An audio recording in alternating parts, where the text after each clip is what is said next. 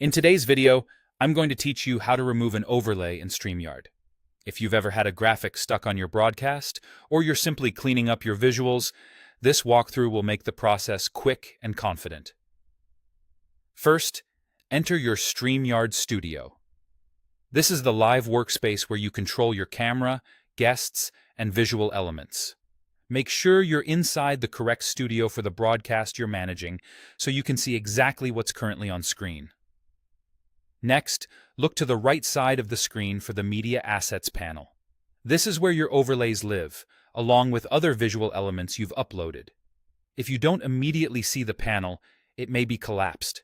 Expand it so the Overlays section is visible. You should see thumbnails of your graphics and any titles or file names you gave them. Identify the overlay that's currently active on screen. Streamyard typically gives you a visual cue for the active overlay, such as a highlight or an active state. You can also glance at your main canvas to confirm which image is showing.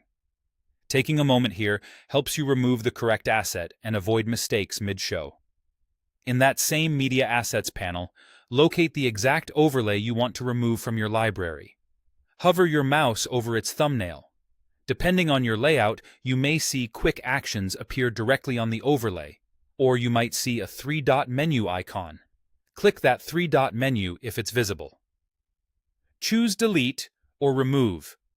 This action permanently deletes the overlay from your assets, meaning it will no longer be available in this studio's library.